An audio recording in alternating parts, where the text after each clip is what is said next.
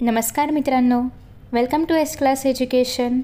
आज आपण पाहतोय इंग्लिश रायटिंग स्किलमधील सगळ्यात महत्त्वाचा टॉपिक, तो म्हणजे ड्राफ्टिंग अ स्पीच. खरं तर स्पीच लिहिणं तसं पाहायचं म्हटलं तर एक इझी आहे. याचं कारण असं आहे की त्याच्यामध्ये काही स्टेप्स आहेत. फॉर एक्झाम्पल, जेव्हा आपण स्पीच लिहितो सुरुवात असली पाहिजे इंट्रोडक्शनने, म्हणजेच आपण honourable chief guest, respected teachers वगैरे वगैरे जे काही आपण स्पीचच्या सुरुवातीला बोलतो ते सगळं लिहायचं असतं. तो झाला इंट्रोचा पार्ट. त्यानंतर नेक्स्ट पार्ट असणार आहे तो म्हणजे मेन बॉडी. सो इंट्रो नंतर येणार आहे मेन बॉडी. मेन बॉडीमध्ये काय असणार आहे तर बेसिकली मेन बॉडीमध्ये तुम्ही जे काही बोलणार आहात किंवा त्या पर्टिक्युलर टॉपिकबद्दल जे काही सांगणार आहात ते ह्याच्यामध्ये असणार आहे. मेन बॉडी 2 किंवा 3 पॅरेग्राफची असू शकते डिपेंडिंग अपॉन युअर टॉपिक. आणि त्यानंतर लास्ट असणार आहे ते म्हणजे कन्क्ल्युजन.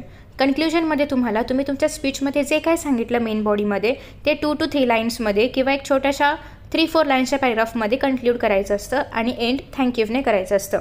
तर अशा पद्धतीने स्टार्टिंग किंवा इंट्रोडक्शन, मेन बॉडी आणि कन्क्ल्युजन हे पार्ट्स आहेत ड्राफ्टिंग अ स्पीचचे. So let us start.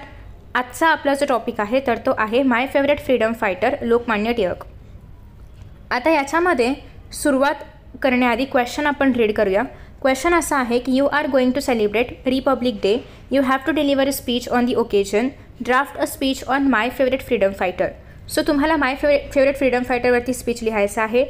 ते कोणते असतील फ्रीडम फायटर हे तुम्हाला स्वतःला चूज करायचं आहे. मी या ठिकाणी लोकमान्य टिळक घेतलेलं आहे. सो जेव्हा तुम्ही आन्सर लिहिणार आहात तेव्हा सुरुवातीला तुम्हाला असं मोठं टायटल द्यायचं आहे की तुमचे जे फेवरेट फ्रीडम फायटर आहेत किंवा जे काही विचारलं असेल क्वेश्चनमध्ये ते नेमकं काय आहे, तुम्ही कशावरती किंवा कोणावरती लिहिणार आहात ते तुम्हाला वरती मेन्शन करायचं आहे आणि मग तुमचं स्पीच सुरू करायचं आहे. ठीक आहे, late us start our speech. Honorable Chief Guest, respected teachers and my dear friends. Today I am going to deliver my speech on my favorite freedom fighter Lokmanya Tilak. So याच्यामध्ये आपण काय करतो, इंट्रो देतोय, आपण ग्रीटिंग्स दिले आणि टॉपिक काय आहे ते सांगितलं. काही जण याच्यामध्ये माय नेम इज वगैरे वगैरे पण मेन्शन करतात. If you want you can mention, पण तुम्हाला स्वतःचं खरं नाव नाही लिहायचं आहे. तुम्ही ABCXYZ असं लिहू शकता, कारण बोर्ड एक्झाममध्ये असं नाव वगैरे रिव्हील करणं इज नॉट राईट थिंग. ठीक आहे, सो त्याच्यामुळे माय नेम इज XYZ लिहून तुम्ही मेन्शन केलं तरी पण चालेल. अदरवाईज नाव वगैरे न लिहिता डिरेक्टली असं लिहिलं तरी पण चालणार आहे. सो इंट्रोमध्ये काय एक्सपेक्टेड आहे, ग्रीटिंग्स आणि तुमचं टॉपिक सांगणं. ठीक आहे, now let us start with the main body. India is my country. I am proud of my country. My mother India was ruled by the British for 1.5 century. So असं आपण का सांगतो, याचं कारण असं आहे की आपल्याला फ्रीडम फायटर्सबद्दल लिहायचं आहे.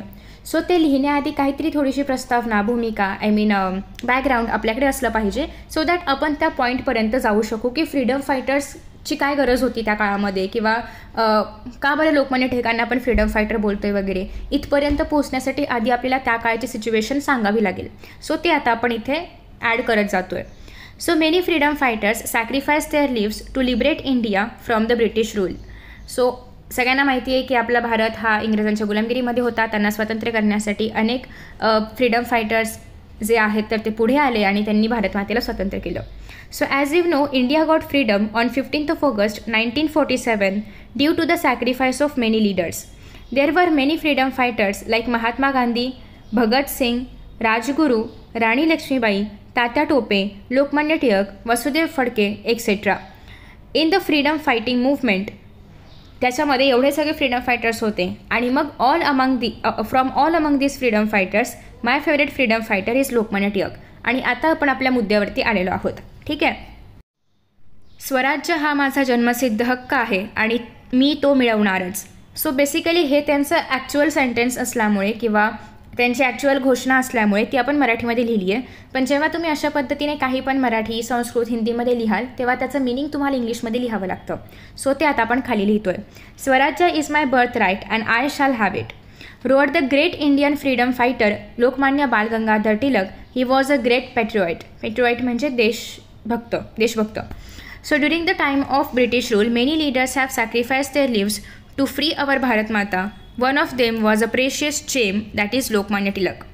Lokmanya Tilak was born on 23rd July 1856 in the Chikhli, located in Ratnagiri. He became popular because of his qualities of hard work, intelligence, bravery and sacrifice.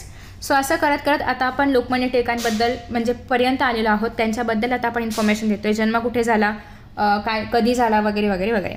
ठीक आहे, so Lokmanya Tilak was a Lokmanya Tilak या ठिकाणी a पाहिजे होता. हां, Lokmanya Tilak was a political leader who created awareness among the people of India about Swarajya and inspired Indians to gain independence.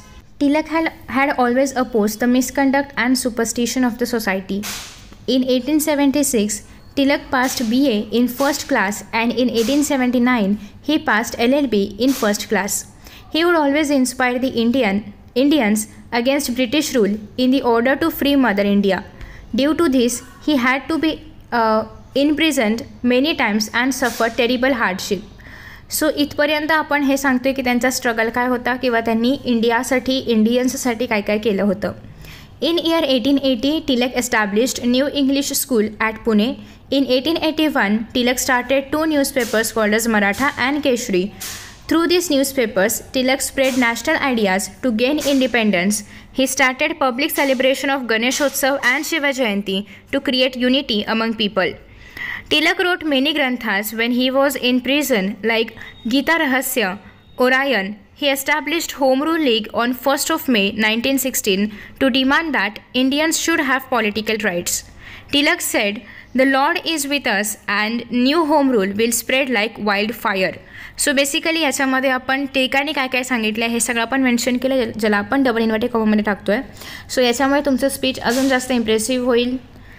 Tilak's work and sacrifice will always inspire each and every patriot, and this great hero died on 1st of August 1920.